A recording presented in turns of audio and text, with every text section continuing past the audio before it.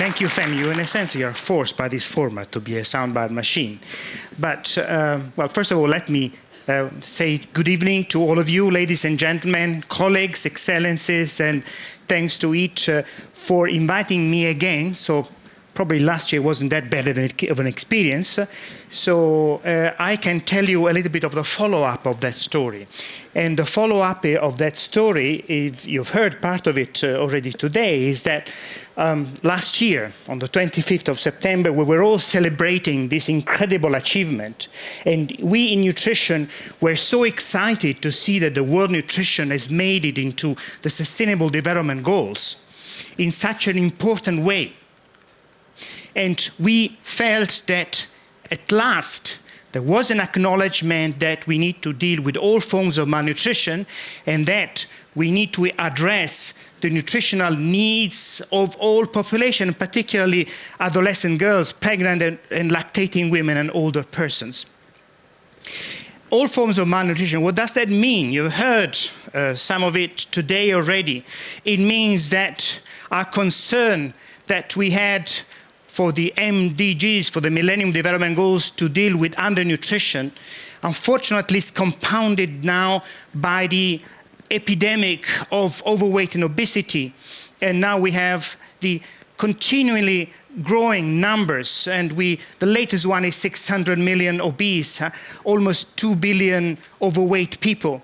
And that's in addition to the ones, and stunting and wasting are decreasing, but not as quick as we would like to see. They're not disappeared. So we have really this multiple burden, these multiple forms at the same time. And what is important is that malnutrition in all its forms is present in multiple countries. So we have basically almost no countries which is exempt from different forms of malnutrition. And actually the different forms are interrelated between one and another.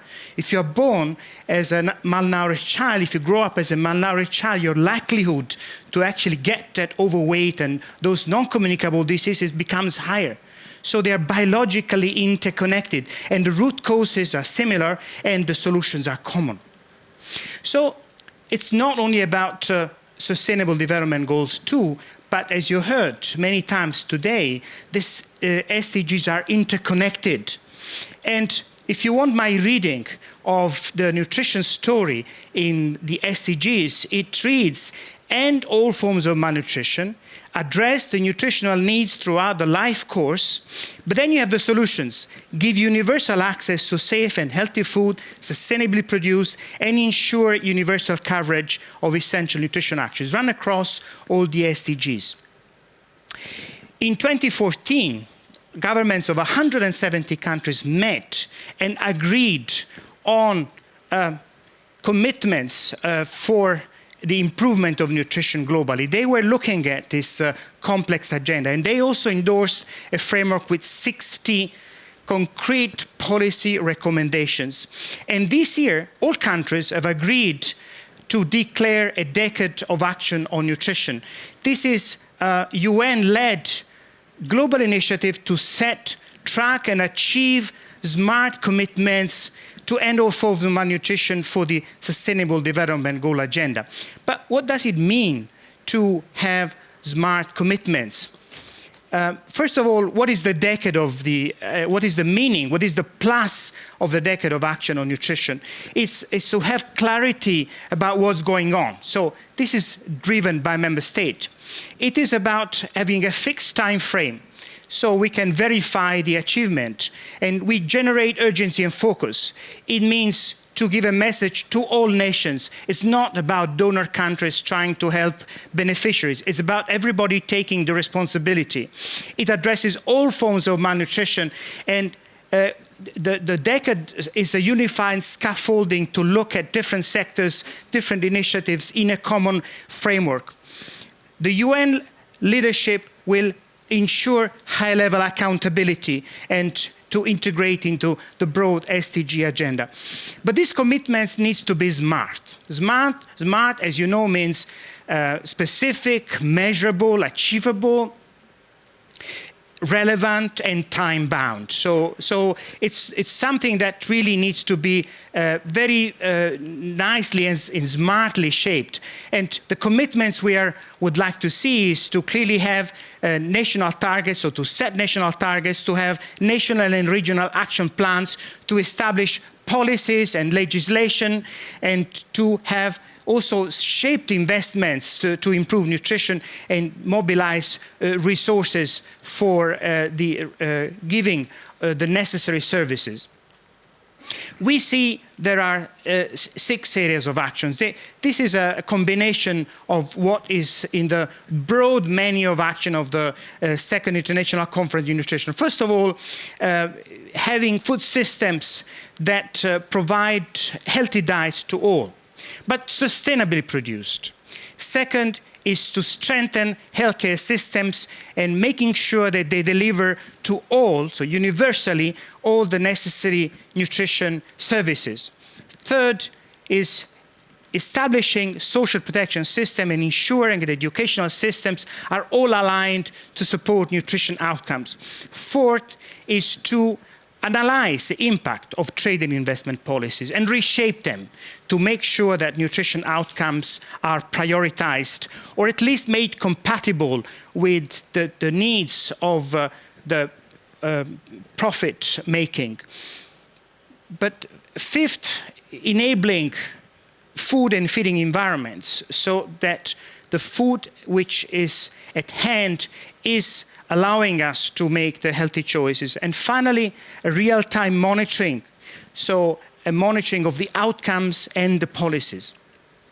That's what the expectation is. And the roadmap is that our Director Generals of WHO and FAO will launch this decade in July, and will ask all countries to start thinking about their commitments, and we expect them to have a first go of presenting this commitment in September at the side of the General Assembly of the United Nations.